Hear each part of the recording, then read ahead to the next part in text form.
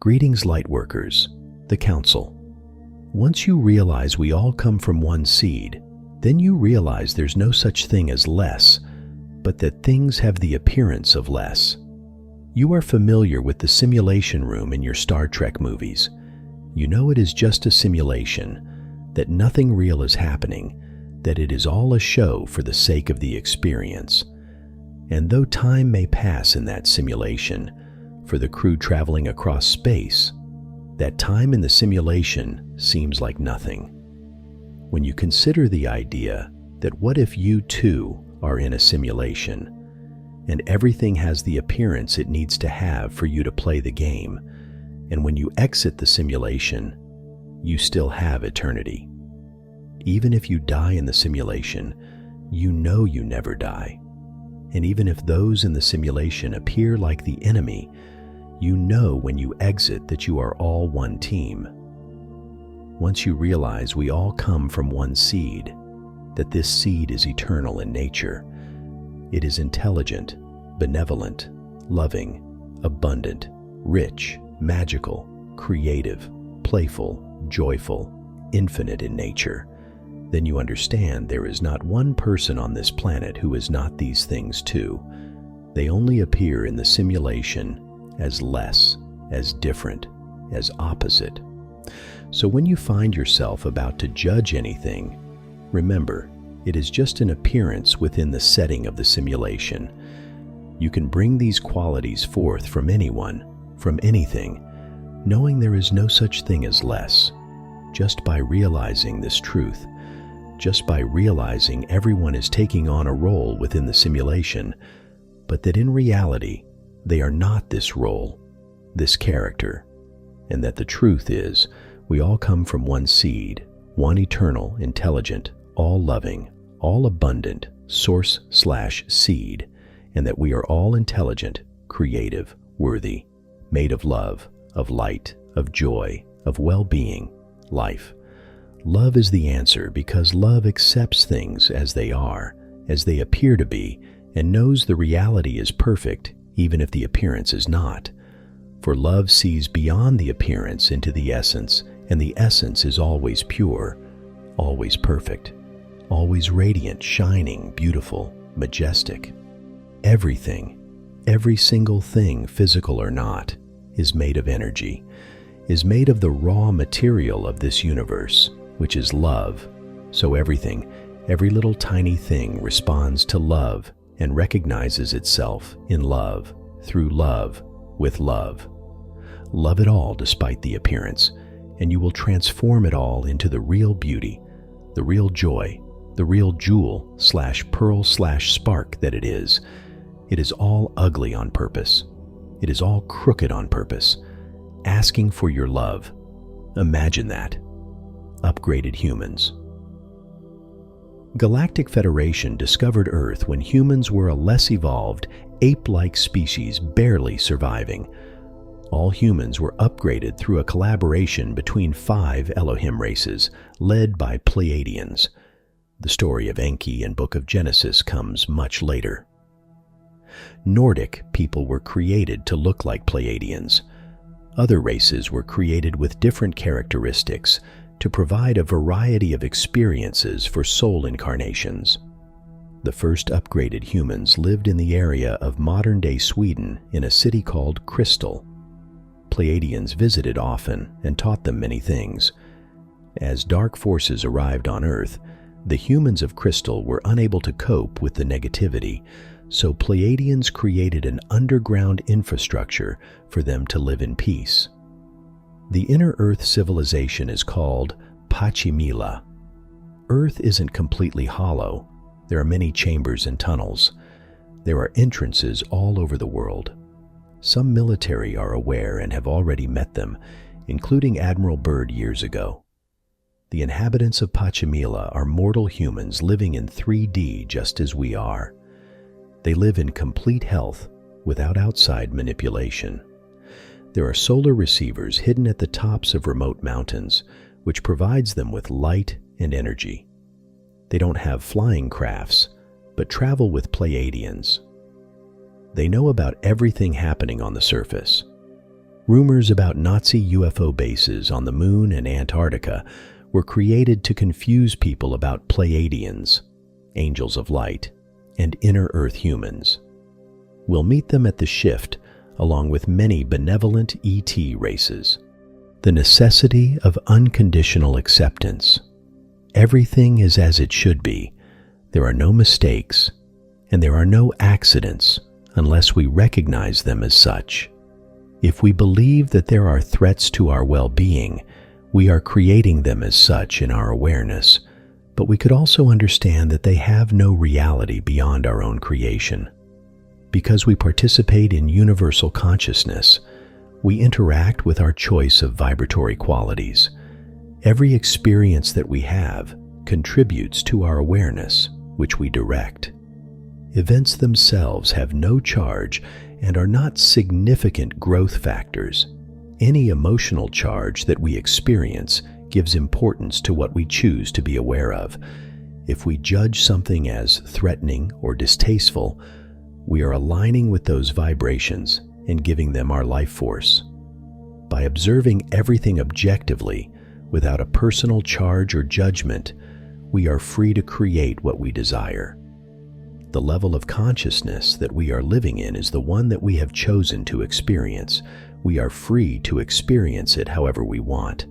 How we experience any given event determines our vibratory quality.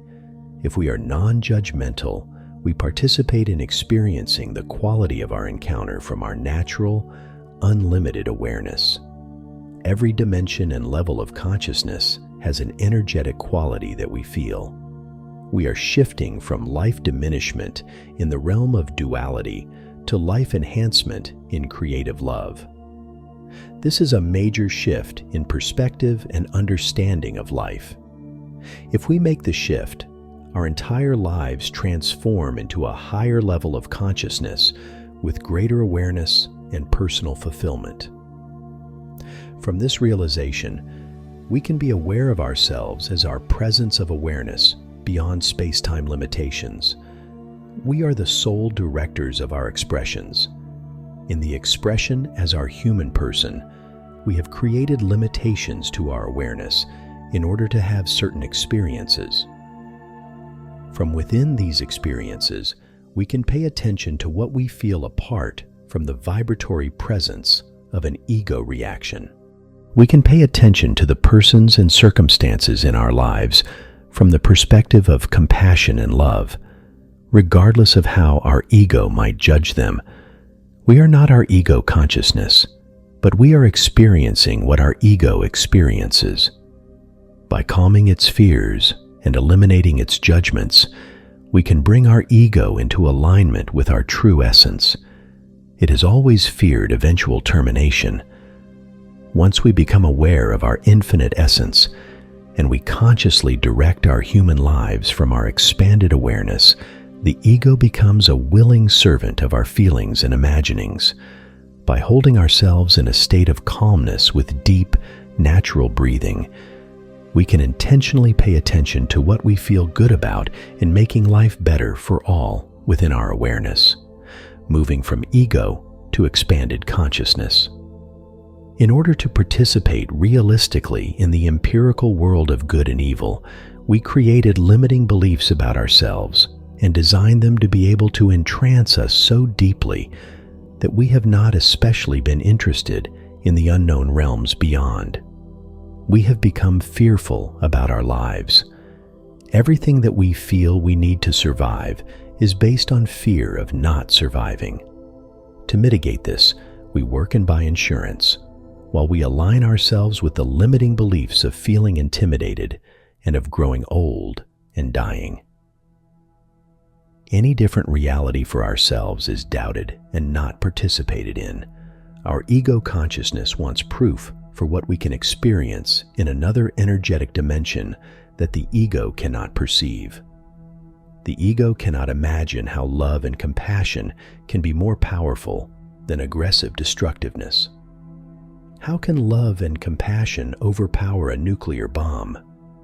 Because everything consists of wave patterns of energy, power resides in the control of energetics. This is the realm of consciousness, which is infinite, and in which we participate and have our essence. Our entirety is conscious, from the subatomic entities comprising our molecular structure to our entire empirical world. Consciousness is the cause of all energetic expressions, and we are the directors within consciousness.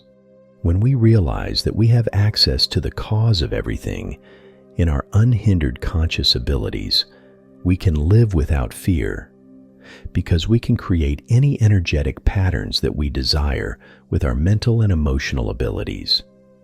We can change the structure of a nuclear bomb by loving and directing the consciousness of the constituent elements.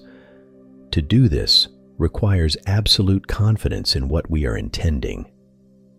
It is an intimate union with the consciousness that creates everything, the Divine One. This is how we create miracles and become self-sustaining and enhancing of all life. To break out of our hypnotic trance, we can become aware of our inner knowing and learn to trust ourselves. Arising within infinite consciousness and self-knowing, we are expressions of our deepest essence. Beyond our ego consciousness, we are our own infinite presence of awareness, everywhere and always. With our power of realization, we can create and alter empirical structures and experiences. Our full realization of who we are can develop as a result of paying attention to our deepest love and joy. We are constantly created to live, filled with joy and vitality. By opening our inner awareness to these qualities, we can share our emotional awareness with all conscious beings and work with them for the greater expression of life in beauty and majesty. Anicca and Anatta, the heart of Buddhist wisdom. Anicca and Anatta, the two core concepts in Buddhism, both stemming directly from the teachings of the Buddha himself. Anicca, or impermanence, refers to the transient nature of all things, highlighting the constant state of flux in our experiences and the world around us.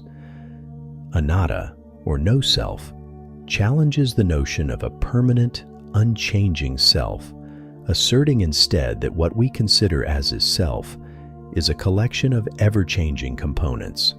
Together, Anicca and Anatta form a profound framework for understanding the nature of existence, steering practitioners towards enlightenment.